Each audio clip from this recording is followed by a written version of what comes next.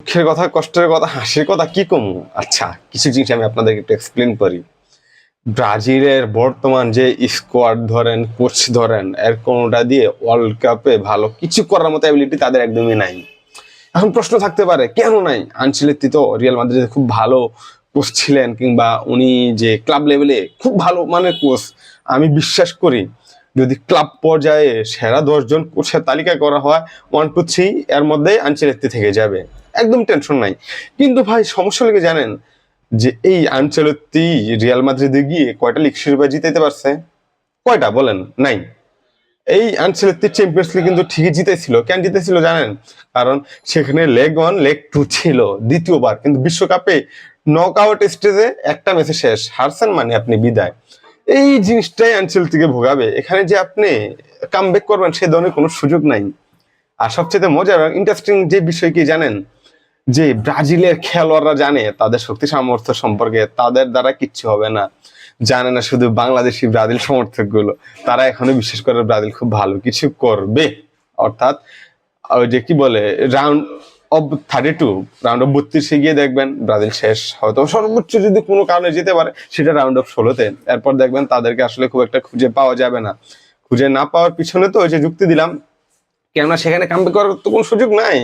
Leg 1 leg 2 সেখানে কি করবে? এই ধরনের কোনো কিছুই নাই।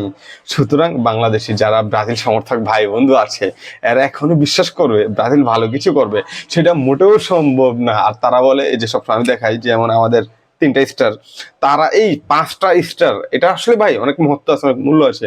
কিন্তু ব্রাজিল বর্তমান স্কোয়াড এই 5টা স্টারের ভারে এমনি একদম পুরো নুয়ে পড়ছে, তারা সোজা দাঁড়াইতে পারতেছে না। সুতরাং তাদের এখান থেকে যদি কিছু স্টার কমানো যেত হয়তো বা তারা পারতো, কারণ স্টার একটা ওজন আছে না। বর্তমান যে প্লেয়ার গুলো ধৈর্য টৈরে নিয়ে আসতেছে, এদের ক্লাব লেভেলে এরা ভালো খেললেও জাতীয় দলে এদের কোনো ডেডিকেশন নাই।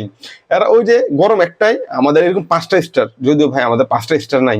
হয়তো আমাদের যদি 2014 সালে কপালটা খারাপ না হতো তাহলে এত না, আমাদের 4টা স্টার থাকতো। আর আমরা আগেও ফাইনাল খেলছিলাম। আমাদের ইতিহাসে এখন পর্যন্ত আমরা যে ফুটবল বিশ্বকাপ ফাইনালে 2বার জার্মানির কাছে হার বরণ করা লাগছে। না হয় হয়তো বা আমাদেরও আরো 2টা স্টার বেশি থাকতো। সব মিলে আসলে একটা ট্রফি জেতার জন্য যেমন ভালো খেলতে হয় তেমন লাক ফেভার করতে হয়। আর ভালো খেলছে বলেই তো আর্জেন্টিনা ফাইনাল পর্যন্ত গেছে। এখন লাক ফেভার করে নাই, এই জন্য আর্জেন্টিনা হারিয়ে গেছে।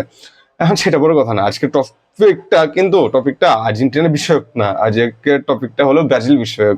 সুতরাং ব্রাজিল রে ভাই বন্ধু সমর্থকটা আছে, আর এখনো বিশ্বাস করে ব্রাজিল ভালো কিছু করবে, ব্রাজিল চ্যাম্পিয়ন হয়ে যাবে। ব্রাজিল মোটেও চ্যাম্পিয়ন হওয়ার মতো দল না। তবে যদি কখনো ঘুরে সেটা আমরা দেখবো তাদের সময়। কিন্তু তারা সবসময় আমাদের হুঙ্কার দেয় ব্রাজিল শক্তিশালী হয়ে ফিরবে। কবে ফিরবে? 2030 বিশ্বকাপ, 34 বিশ্বকাপ, 36 বিশ্বকাপ, 40 বিশ্বকাপ? আমার মনে হয় সেটা 2052-এর আগে কোনোভাবেই ব্রাজিলের শক্তিশালী হয়ে ফেরার কোনো সম্ভাবনা নাই। সুতরাং ব্রাজিল কামব্যাক করার কোনো সম্ভাবনা নেই আপাতত, আমি মনে করি।